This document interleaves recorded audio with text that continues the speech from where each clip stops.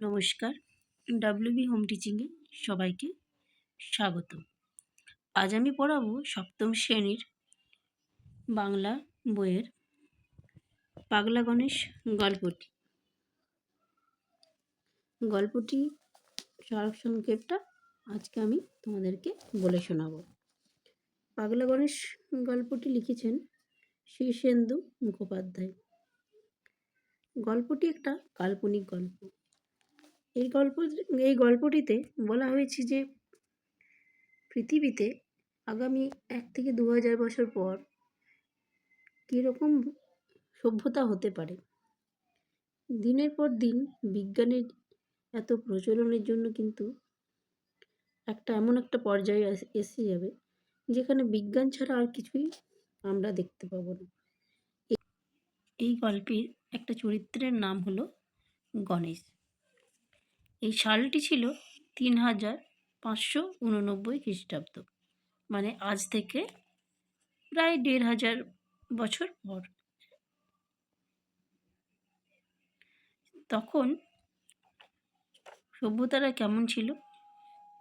পৃথিবীর ঘরে ঘরে বিজ্ঞানের ছড়াছড়ি এবং প্রত্যেকেই কোনো না কোনো বিষয়ের বিজ্ঞানী, আর বিজ্ঞান ছাড়া তাদের অন্য কোনো চর্চা নেই। কবিতা, গান, ছবি আঁকা, নাটক এইসব নিয়ে কেউ কোনো কিছু মাথা ঘামায় না। সবাই ভাবে যে এগুলো করা মানে ফালতু সময় নষ্ট করা।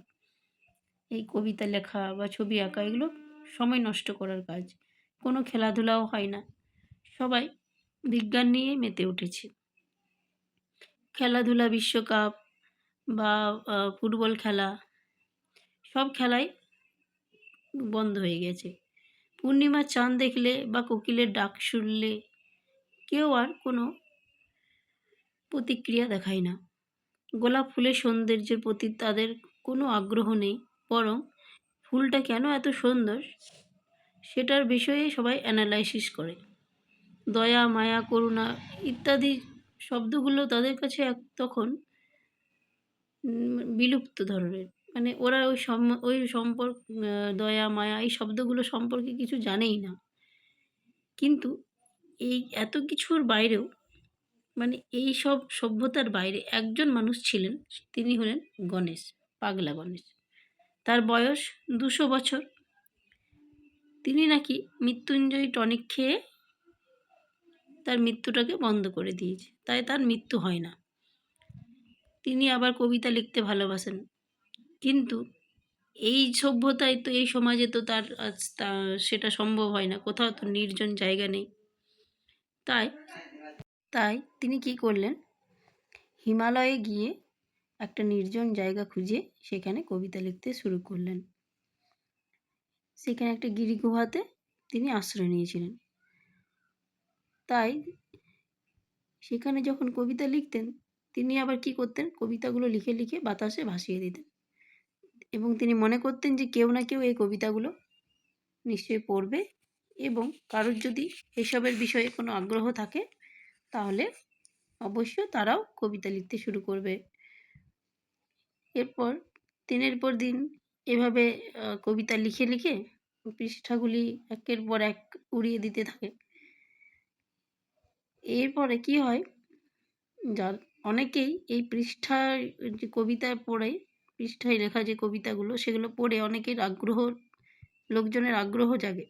এরপর কি হয়, দিনের পর দিন আকৃষ্ট হয় কবিতার প্রতি, গানের প্রতি, নাচের প্রতি, ছবি আঁকার প্রতি। তখন প্রায় 1 সপ্তাহ পর রাষ্ট্রপুঞ্জের মহাসচিব চলে আসেন গণেশের ডেরায়, মানে গণেশ যেখানে গিরিগুহাতে আশ্রয় নিয়েছিল সেই ডেরাতে চলে আসে এবং বলে, আপনি কী কাণ্ড করছেন? পৃথিবী যে উচ্ছন্নে চলে গেল।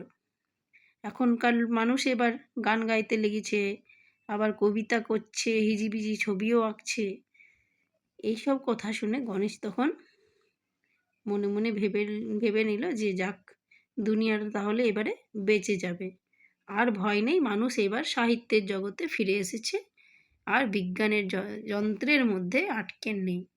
ব্যাস, এই হলো গল্পের সারসংক্ষেপ। ভিডিওটি ভালো লাগলে লাইক, কমেন্ট, শেয়ার করবে এবং চ্যানেলটিকে অবশ্যই সাবস্ক্রাইব করে দিও। ধন্যবাদ।